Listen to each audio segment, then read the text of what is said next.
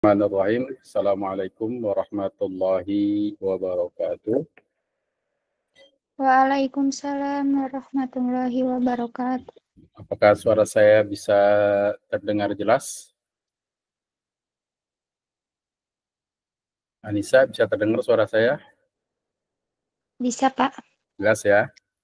Ya, bismillah, alhamdulillah, la haula wa la quwata illa billah, Muhammad ibn Abdullah, wa alihi wa ashabihi wa wala amma ba'du.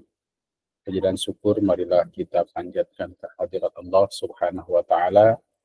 Salawat terkirim salam semoga tercurah limpahkan pada junjungan kita Nabi besar Muhammad Sallallahu Alaihi Wasallam.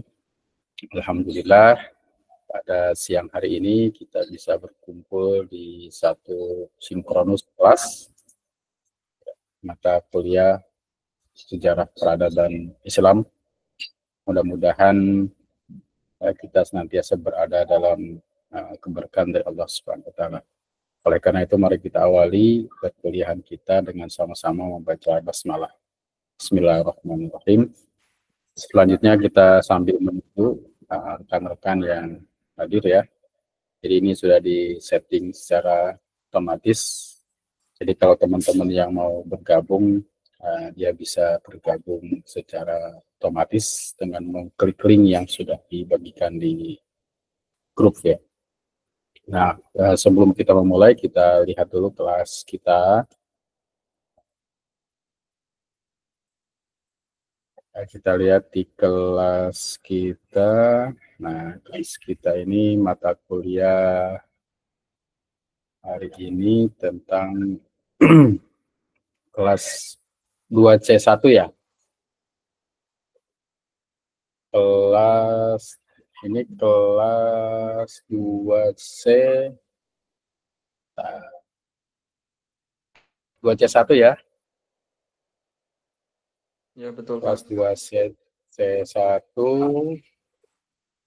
Sekarang kita sudah masuk pertemuan yang ke-6 tanggal 11 berarti hari ini ada materi yang sudah saya sampaikan dan kemudian juga teman-teman bisa melihat materi ini dan selanjutnya juga bisa mendownload dan mempelajari ya, tapi jangan lupa untuk mengisi kehadiran kelas yang sudah ditayangkan ya. Jangan lupa untuk mengisi kehadiran di kelas. Jika ada kendala jangan lupa untuk nanti menghubungi. Nah selanjutnya mata kuliah kita pada hari ini kita membahas tentang dinasti Abbasiyah, ya, kemunculan, kemajuan dan kemunduran. Namun sebelumnya kita ada tugas ya yang menyampaikan materi pada kesempatan ini sesuai dengan kelompok yang memang sudah ditentukan. Oleh karena itu disilahkan kepada yang berpresentasi pada hari ini untuk memulai. Siapa kira-kira presentasi hari ini yang sudah siap?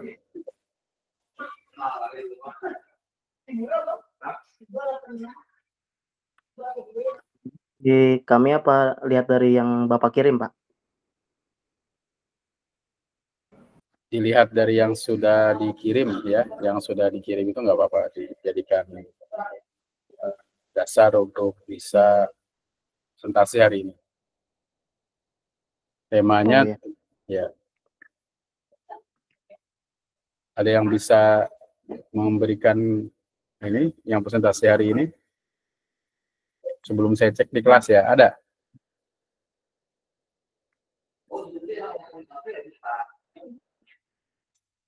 Saya download ya yang materinya. Ya, coba. Ini siapa? Agus ya, Agus Sultoni. Iya, Pak. Bisa dicek nggak siapa yang presentasi hari ini?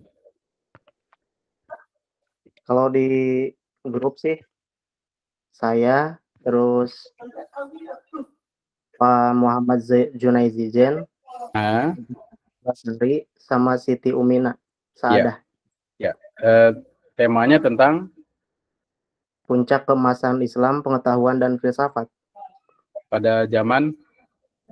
pada zaman dinasti Abbasiyah. Ya, silahkan langsung aja.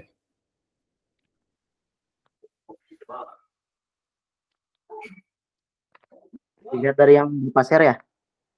Iya, silakan. Silahkan nanti mengklik tanda panah itu, kemudian presentasikan dengan teman-temannya terkait dengan tema hari ini. Silahkan Agus Sultan.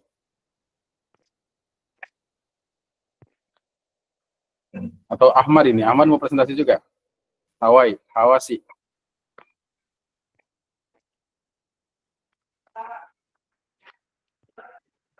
Lupa tadi kenyalain. Ya, silakan. Ya, sudah siap tampaknya ini Agus Sultani ya. Silakan. Masih loading Pak kampusnya. Oh, masih loading. Ya. Enggak, yang presentasi aja. Presentasi udah dibuat. Ya, yang sudah dibuat kamu aja. Oh, ya. Kalau di kampus nanti paling kegunaannya untuk isi kehadiran, kemudian ada file di situ yang bisa saudara pahami nanti, teman-teman pahami. Tapi untuk presentasi ini dengan menggunakan link yang saya bagikan ke Classmeet ya, jadi bisa mempresentasikan, tidak harus berkunjung dulu ke e-kampus. Disilakan. Oh ya, terus saya buka dulu Pak ya. Maaf. Ya, tunggu ya. Ya Pak. Ya, silakan aja kamu buka, dan teman-teman yang lain juga perlu dipahami ya, kita kalau pertemuan kita ini karena memang agak lama ya, berarti nanti ada beberapa materi memang yang dipadatkan, ataupun nanti kita tunggu arahan sesuai dengan kalender akademik terkait dengan pelaksanaan UAS ya, ujian akhir semester.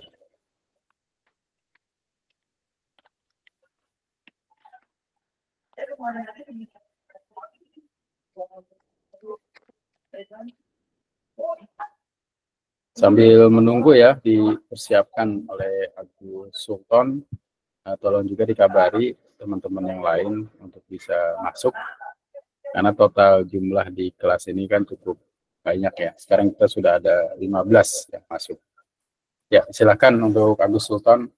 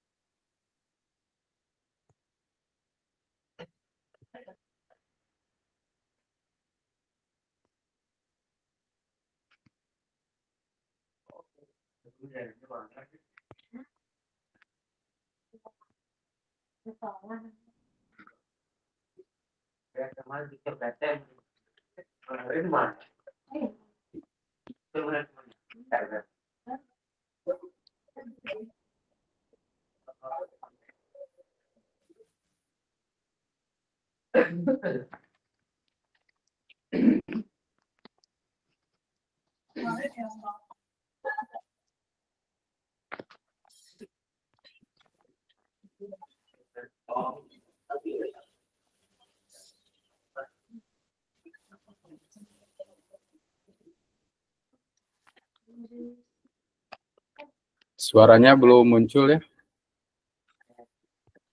Oh iya Pak. Ya.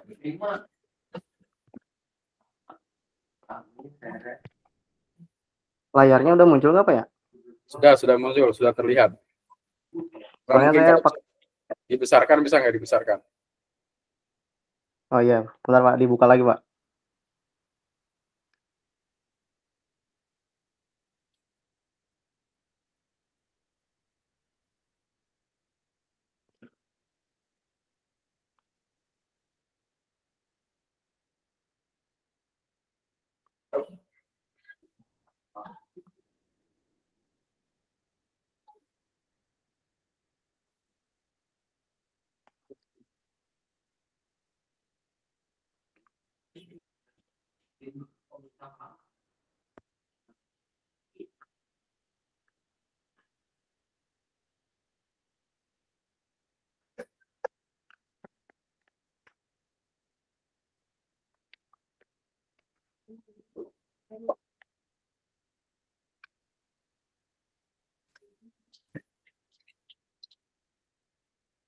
Mohon maaf Pak, apanya lemot ini, jadul.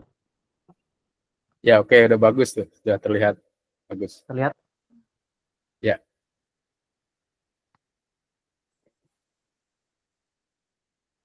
Udah kelihatan jelas Pak? Sudah terlihat jelas ya.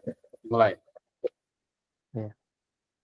Pak Muhammad Zunaidi, Zen, apa mau memulai? Ya, silakan dimulai saja.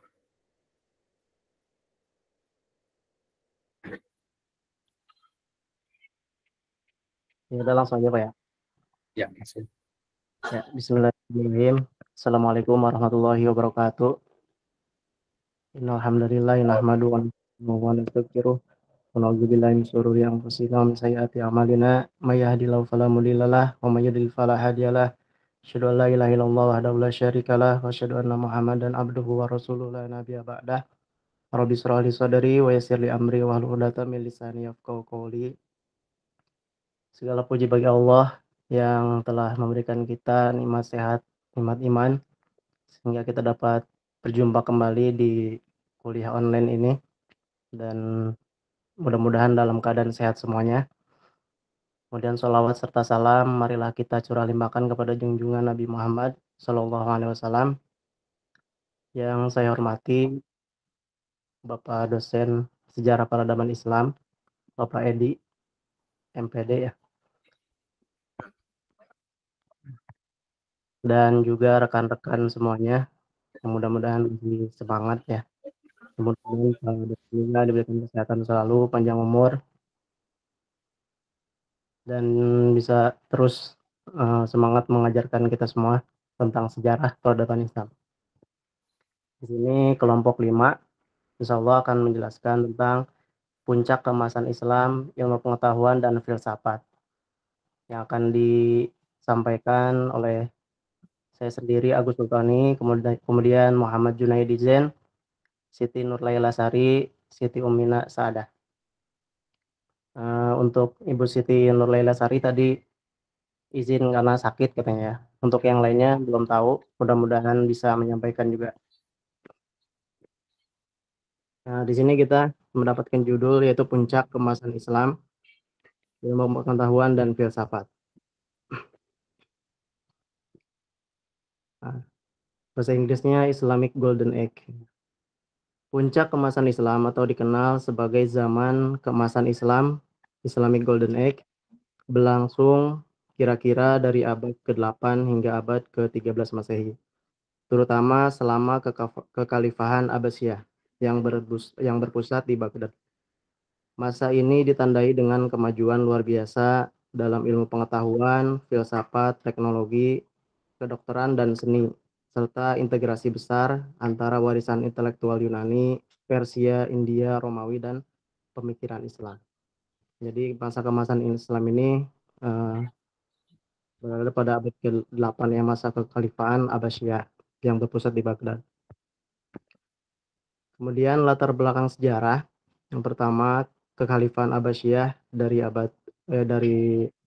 750 sampai 1258 Masehi.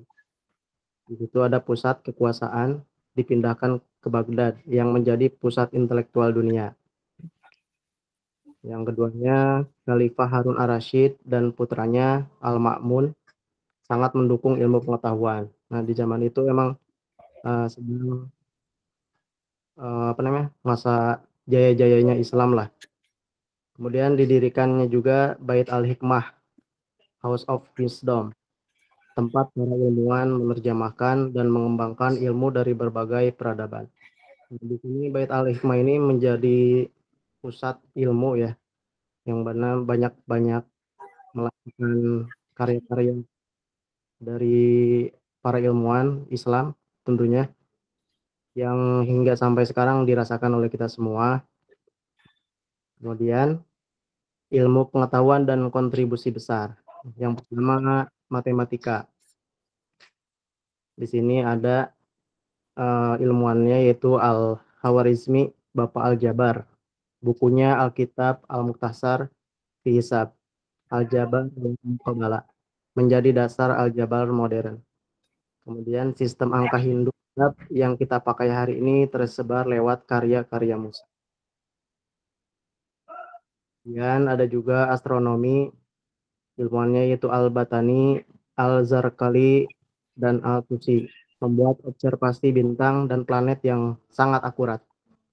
Kontribusi terhadap model alam semesta dan koreksi terhadap astronomi Ptolemaic. Kemudian yang ketiga dari bidang kedokteran ada Ibnu Sina, Avicenna, menulis The Canon of Medicine, referensi kedokteran selama berabad-abad di timur dan barat. Al-Razi mengembangkan metode diagnosis dan pengobatan penyakit menular. Ini sekali ilmu Islam ya.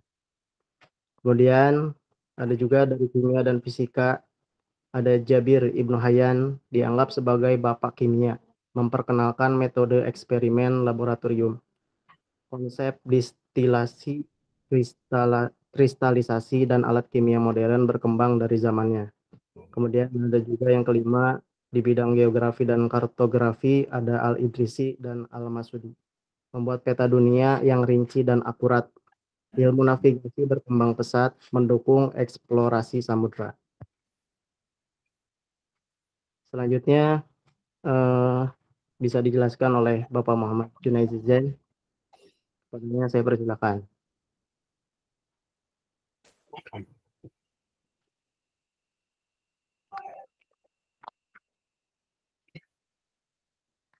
Apakah sudah bergabung Bapak Junaidi Zain?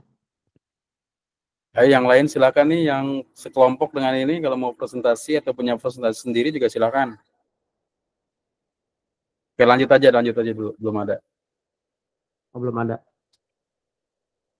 Nah, kemudian dari filsafat Islam, yang pertama pengaruh Yunani. Pengaruh Yunani di situ ada karya-karya Plato dan Aristoteles. Nah, diterjemahkan ke dalam bahasa Arab karya-karyanya.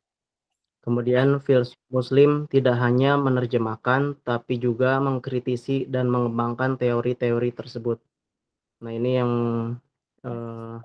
sangat sakral, maka bagus sekali para ilmuwan ini bisa mengkritisi, sehingga bisa dipakai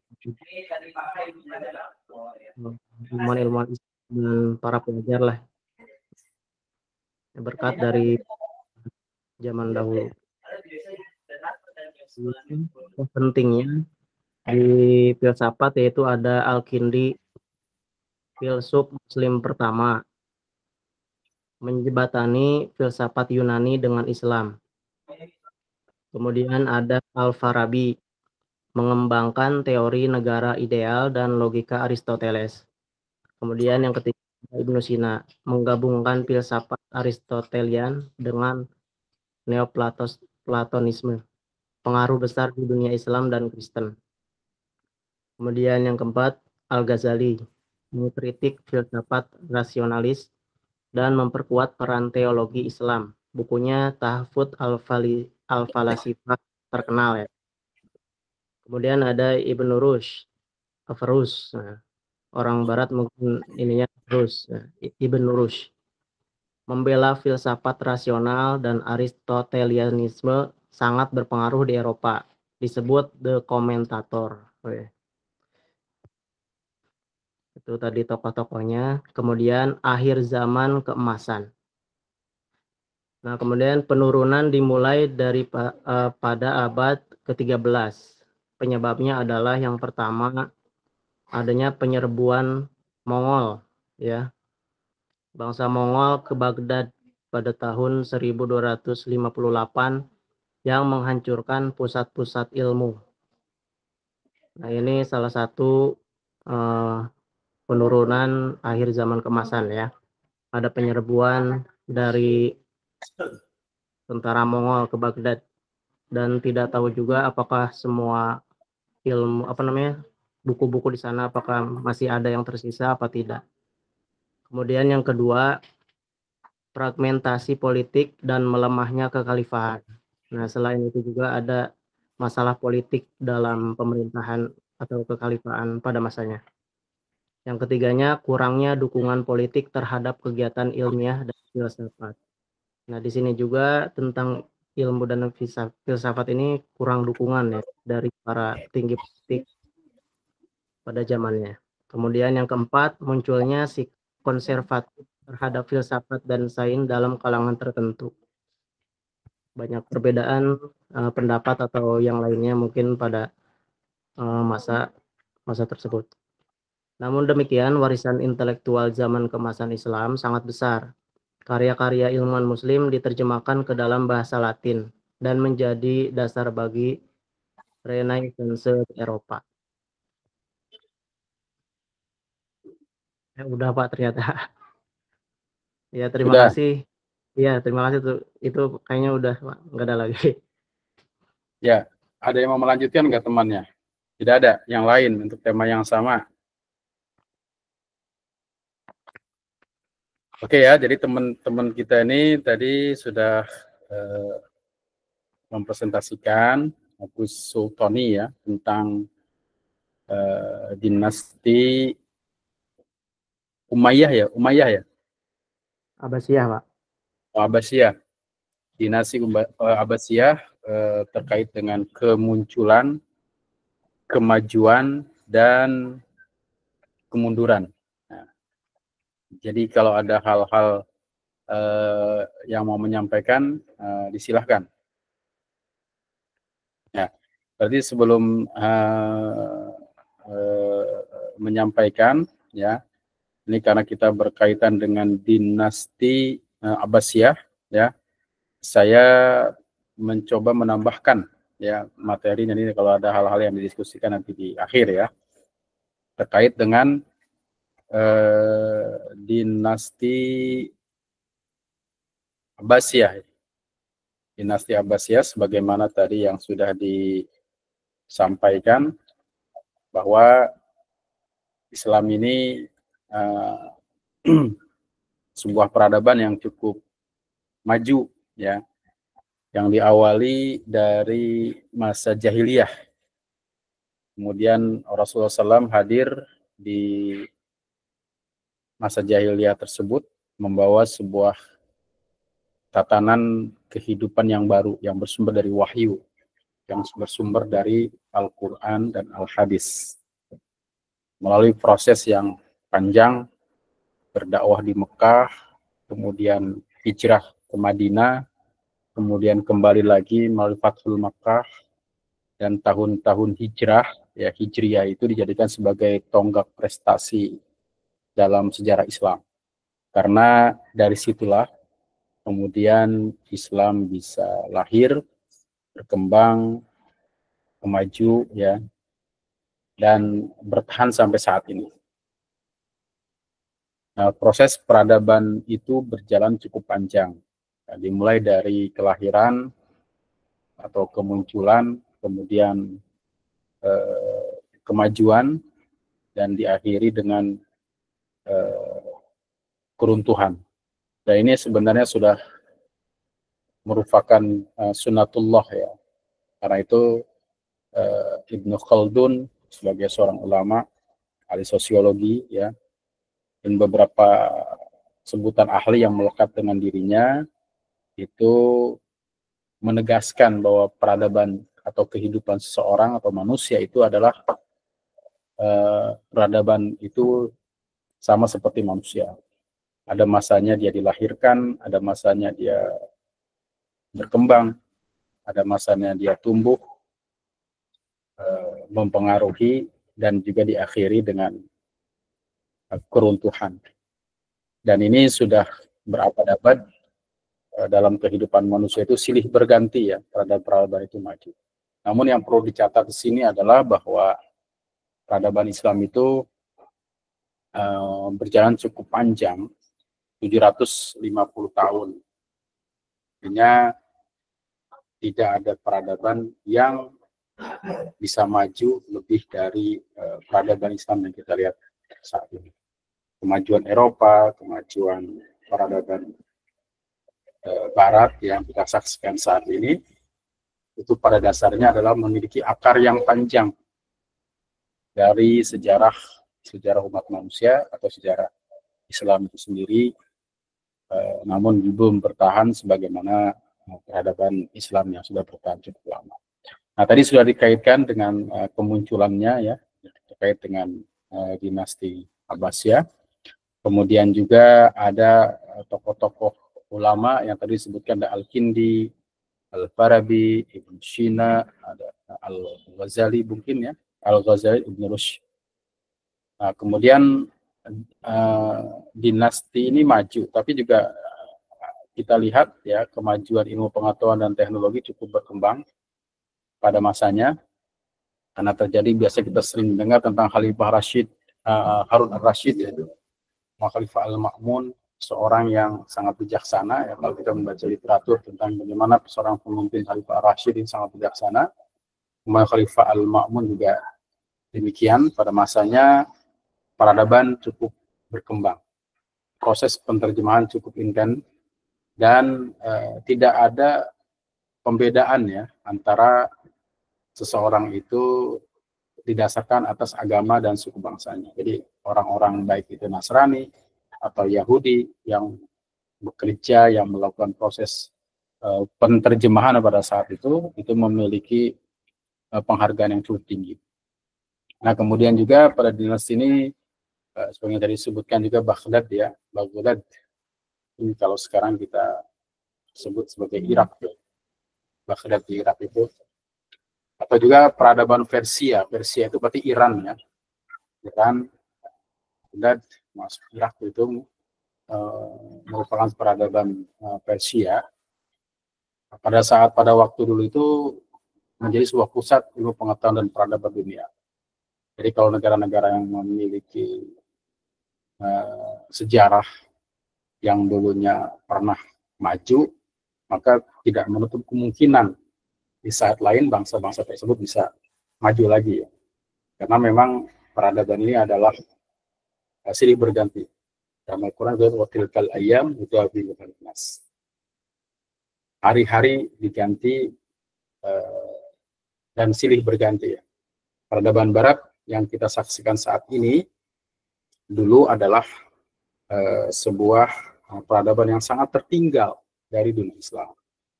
Mereka masih mempermasalahkan tentang ilmu pengetahuan dan agama.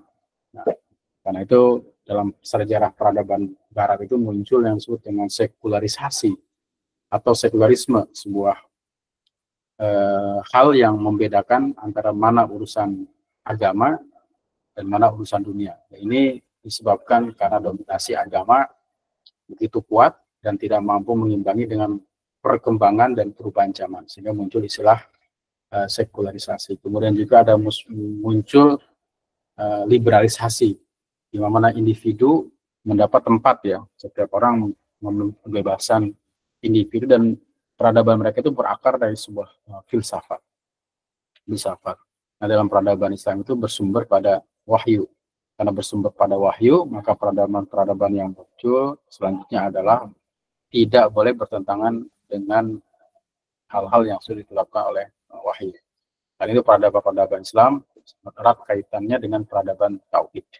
Nah, pada masa kejayaan dinasti Abbasiyah itu ada sebuah pusat ilmu pengetahuan yang disebut dengan Baghdad, atau juga didirikan Bait al-Hikmah, yang nanti Bait al-Hikmah ini dihancurkan oleh tentara Mongol ya dalam konteks sejarah itu, sehingga riset, penelitian, kitab-kitab yang begitu besar, begitu banyak tidak terselamatkan. Bahkan diyakini banyak ilmu-ilmu pengetahuan sudah ditemukan pada saya itu hilang ya, catatannya itu hilang karena serangan dari tentara Mongol ini. Kemudian juga tokoh-tokoh yang terkenal tadi sudah disebutkan, dan kemudian juga kita bisa mendeteksi atau bahasanya menganalisis ya sebab-sebab kemunduran. Nah, salah satu kemundurannya itu adalah adanya konflik internal.